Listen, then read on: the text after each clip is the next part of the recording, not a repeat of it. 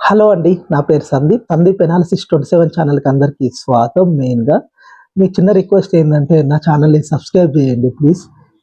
అదే కాకుండా ఇప్పుడు టాపిక్‌లోకి వెళ్ళిపోదాం. మెయిన్‌గా వచ్చేసి ఢిల్లీ ఎగ్జిట్ పోల్స్ గురించి మనం మాట్లాడుకుందామండి మెయిన్‌గా. అదే కాకుండా లాస్ట్ టైమ్ వచ్చిన పార్టీస్‌కొచ్చిన ఓట్ షేర్స్ గురించి కూడా మనం మాట్లాడుకుందాము. ఫస్ట్ వచ్చేసి ఓట్ షేర్స్ గురించి మాట్లాడుకుందామండి. ఆమ్ ఆద్మీ పార్టీకొచ్చేసి లాస్ట్ టైమ్ వచ్చేసి 53.5% అనేది ఓట్ షేర్ అనేది వచ్చింది. అదే కాకుండా బీజేపీకొచ్చేసి 40% ఓట్ షేర్ అనేది లాస్ట్ టైమ్ అనేది వచ్చింది. అదే అదే కాకుండా కాంగ్రెస్ పార్టీకొచ్చేసి ఫ ఫో 4.3% అనేది వచ్చిందనమాట లాస్ట్ టైము మెయిన్‌గా. ఇప్పుడొచ్చేసి ఎగ్జిట్ పోల్స్ ఇచ్చిన అంచనా ప్రకారంగా వచ్చేసి మెయిన్‌గా వచ్చేసి బీజేపీకొచ్చేసి 45.7% అనేది ఈ ఎగ్జిట్ పోల్‌లో బీజేపీకి అనేది ఓట్ షేర్ అనేది ఇచ్చారు. అదే కాకుండా ఆమ్ ఆద్మీ పార్టీకొచ్చేసి 43.7 అనేది ఓట్ షేర్ అనేది ఈ ఎగ్జిట్ పోల్‌లో ఇచ్చారు. అదే కాకుండా కాంగ్రెస్‌కొచ్చేసి 8% ఓట్ షేర్ అనేది వచ్చేసింది.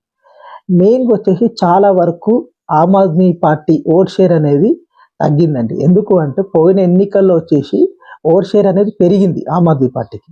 ఈ ఎన్నికల్లో తగ్గిందనమాట. యాస్ పర్ మనం ఎగ్జిట్ పోల్స్ ప్రకారంగా చూసుకుంటే.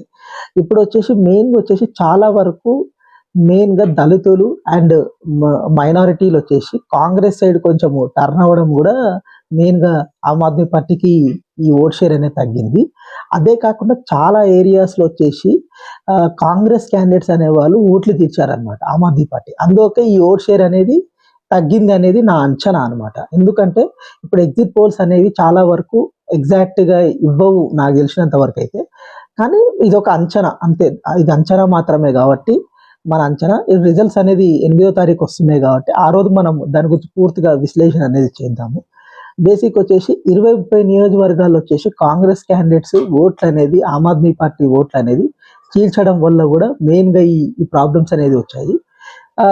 చాలా ఏరియాస్‌లో వచ్చేసి ఓట్ అనేది యాంటీ ఇన్కంబెన్సీ ఓట్ అనేది కొంచెం కాంగ్రెస్ సైడ్ కూడా టర్న్ అయింది. అదే కాకుండా బీజేపీకి కూడా కొంచెం పాజిటివ్ ఓట్ అనేది ఇంకొక 3, 4% అనేది ఒక 10% ఓట్లనేది ఈ ఆమ్ ఆద్మీ పార్టీ నుంచి తగ్గాయండి ఈ ఎన్నికల్లో వచ్చేసి. యాస్ పర్ మన ఆహ్, ఏ ఏదైతే ఎగ్జిట్ పోల్స్ ఇచ్చిన దాన్ని బట్టి మనం మాట్లాడుకుంటున్నాము.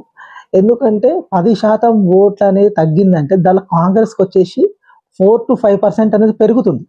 లాస్ట్ టైమ్ వచ్చేసి 3.44% అనేది వచ్చింది లాస్ట్ టైము. ఈసారి అరౌండ్ ఒక 8-10% దాకా వచ్చేటట్టు కాంగ్రెస్‌కి ఉంది. అంటే కాంగ్రెస్‌కి ఓట్ బ్యాంక్ అనేది పెరిగిందండి బేసికల్‌గా పోయిన ఎన్నికల్లో కంపేర్ చేసుకుంటే.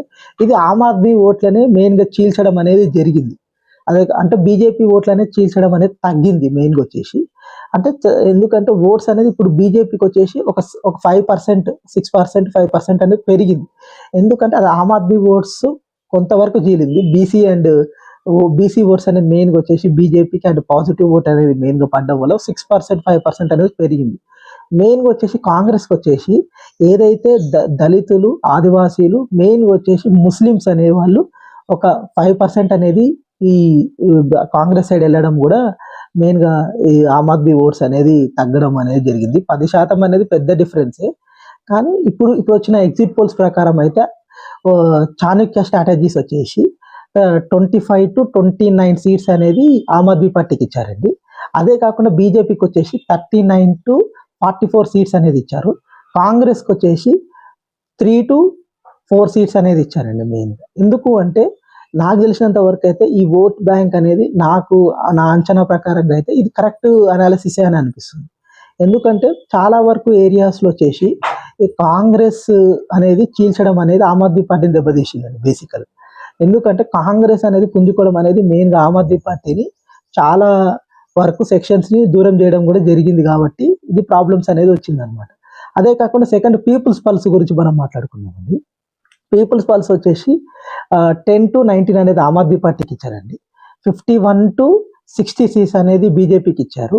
అదే కాకుండా కాంగ్రెస్‌కి 0 ఇచ్చారు. దీంట్లో వచ్చేసి నాకు తెలిసినంత వరకైతే ఇది అంతగా ఎక్కువ అంటే ఇది వచ్చేసి మరీ ఓవర్‌గా వ్యతిరేకత అనేది పెరిగితే ఇది వచ్చే అవకాశం అనేది ఉంది. ఎందుకంటే ఇది కూడా రావడానికి అవకాశం అనేది ఉందండి. ఎందుకంటే మెయిన్‌గా వచ్చేసి వ్యతిరేకత అనేది ఎక్కువ ఆమ్ ఆద్మీ పార్టీ మీద ఉంది. ఎందుకంటే నేను పోయిన వీడియోలో కూడా నేను చెప్పాను దీని గురించి. ఎందుకంటే భారీ వ్యతిరేకత అనేది ఆమ్ ఆద్మీ పార్టీ మీద ఉంది. ఎందుకంటే స్కామ్స్ అనేది ఎక్కువ చేయడం అనేది కూడా ఆమ్ ఆద్మీ పార్టీ మీద ఎక్కువ ప్రజల్లో వ్యతిరేకత అనేది ఎక్కువగా వచ్చింది. అదే కాకుండా చాలా వరకు డబ్బులు ఖర్చు పెట్టారండి. ఎక్కువ మద్యం అంటే ఓట్ల కోసం అనేది డబ్బులు ఖర్చు పెట్టారు. అదే కాకుండా చాలా వరకు ఏరియాస్‌లో బెదిరించారు చాలా ఓటర్స్‌ని. ఎందుకంటే మీరు ఓటేయకపోతే మేము మిమ్మల్ని జైల్లో పెడతాం అది ఇది అని బెదిరించారు. ఎవరైతే Aam Aadmi party MLA candidates వచ్చేసి. అది కూడా దెబ్బతీసే అవకాశం అనేది ఉంది. అది ఎంతవరకు దెబ్బతీస్తదని మనము ఎన్నికల రోజే అనేది తెలుసుకుందాము. నెక్స్ట్ వచ్చేసి కేకే సర్వే అండి. కేకే సర్వే అనేది చాలా ఇది విశ్వసనీయమైన సర్వే అనమాట. మెయిన్‌గా వచ్చేసి కేకే సర్వే వచ్చేసి ఆమ్ ఆద్మీ పార్టీకి వచ్చేసి 44 సీట్స్ ఇచ్చారండి. అదే కాకుండా బీజేపీకి వచ్చేసి 26 సీట్స్ ఇచ్చారు. కాంగ్రెస్‌కు 0 ఇచ్చేశారు. ఇది ఎట్లా అవుతుందంటే ఇది కొంచెం రియాలిటీకి అనేది కొంచెం దగ్గరగా లేకుండొచ్చు. ఎందుకంటే వ్యతిరేకతని ఎట్లైనా కన్సాలిడేట్ అనేది బీజేపీ చేసుకునే అవకాశం అనేది ఉంటది. కొంచెం కాంగ్రెస్ కూడా ఆ వ్యతిరేక ఓటుని అనేది చీల్చే అవకాశం అనేది ఉంటది. కానీ ఇది విశ్వసనీయమైన సర్వే కాబట్టి కొంచెం ఏంటంటే కేకే సర్వే అనేది కొంచెం కరెక్ట్ ఉండే అవకాశం అనేది ఎక్కువగా ఉంటుంది. ఎందుకంటే మొన్న మహారాష్ట్ర ఎన్నికల్లో కూడా కేకే సర్వే అనేది కరెక్ట్ అయింది. అదే కాకుండా ఆంధ్రప్రదేశ్ ఎన్నికల్లో కూడా కరెక్ట్ అయింది. ఎందుకంటే జనసేన పార్టీకి వచ్చేసి 21-21 సీట్ అంటే కూటమి గెలుస్తుందని మొన్న 2024 ఎన్నికల్లో జూన్‌లో జరిగిన ఎన్నికల్లో ఈ కేకే సర్వే అనేది చెప్పడం అనేది కరెక్ట్ అయ్యింది. అంటే దీన్ని కూడా ఇది విశ్వసనీయతమైన సర్వేనే అండి. ఎందుకంటే కేకే సర్వే అనేది ఒక 2, 3 చాలా ఒకే ఒక్కసారి ఫెయిల్ అయింది. మన హర్యానా దాంట్లో కాంగ్రెస్ గెలుస్తదని చెప్పారు. కానీ బీజేపీ గెలిచింది. కానీ దాని తర్వాత జరిగిన మహారాష్ట్రలో వీళ్ళు కరెక్ట్ అసెస్ చేశారు. కానీ ఇది మాత్రం మనము ఎందుకంటే మన కేకే సర్వే ఎట్లా చేశారనేది తెలీదు. వీళ్ళొచ్చేసి ఏందంటే పోలింగ్ ఇంకా కంప్లీట్ కాకముందే ఇచ్చేశారు. అది కూడా నాకు డౌట్ వచ్చింది. ఎందుకంటే ఎక్కడైనా గానీ పోలింగ్ అనేది పూర్తి కంప్లీట్ అయితేనే మెయిన్‌గా తెలుస్తది. ఎందుకంటే చాలా వరకు ఎగ్జిట్ పోల్స్ అనేది పోలింగ్ కంప్లీట్ కాకముందే ఇచ్చేస్తున్నారు. ఎందుకంటే పోలింగ్ అని 6కే ఇచ్చేస్తున్నారు ఎక్కువ మంది ఎగ్జిట్ పోల్స్ అనేది. మాక్సిమం ప్రజలందరూ కూడా 8, 9, 10 వరకు కూడా ఓటింగ్ చేసేవాళ్ళు చాలా మంది ఉన్నారు. కానీ ఇది ఎంతవరకు కరెక్ట్ అనేది మనకు తెలీదు. కానీ ఇది చాలా విశ్వసనీయతమైన సర్వేనే అండి ఇది. ఎందుకంటే చాలా వరకు దీని సక్సెస్ రేట్ అనేది ఎక్కువగా ఉంది కాబట్టి మనం నమ్మొచ్చు. ఉండొచ్చేమో తెలీదు. కానీ నా ఒపీనియన్ ఇది అండి. బేసిక్‌గా దాని తర్వాత వచ్చేసి మెయిన్‌గా వచ్చేసి సూపర్ పోల్ అనే ఒకటిచ్చారు. దీంట్లో వచ్చేసి మెయిన్‌గా 38-43 సీట్స్ వచ్చేసి బీజేపీకి ఇచ్చారండి. 20-25 సీట్స్ అనేది ఆమ్ ఆద్మీ పార్టీకి ఇచ్చారు. అదే కాకుండా కాంగ్రెస్‌కి 7-12 సీట్స్ అనేది ఇచ్చారు.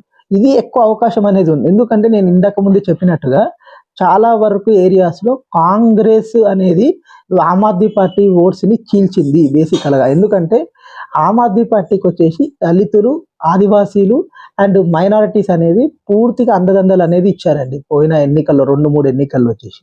ఇప్పుడు వచ్చేసి ఆ ఓట్లనేది చీల్చడం అనేది కూడా ఆమ్ ఆద్మీ పార్టీని పెద్దగా దెబ్బతీసే అవకాశం అనేది ఎక్కువగా ఉండడం అనేది కూడా జరిగింది. మరి ఎంతవరకు అది అంటే ఇది కూడా కొంచెం దగ్గరగానే ఉండొచ్చు. అంటే అనాలిసిస్ ప్రకారంగా చూసుకుంటే ఇది కొంచెం దగ్గరగానే ఉండొచ్చు. ఎందుకంటే చాలా వరకు ఏరియాస్‌లో ఓటు అనేది కొంచెం ఎక్కువ శాతము కాంగ్రెస్ సైడ్ టర్న్ అయింది. ఓట్స్ అనేది నా ఒపీనియన్. మరి ఏమైతుందనేది చూద్దాము. థ్యాంక్ యూ అండి. నా ఛానల్‌ని మరొకసారి మీకు నచ్చితే నా ఇన్ఫర్మేషన్ గాని నచ్చితే సబ్స్క్రైబ్ చేయండి, షేర్ చేయండి, లైక్ చేయండి.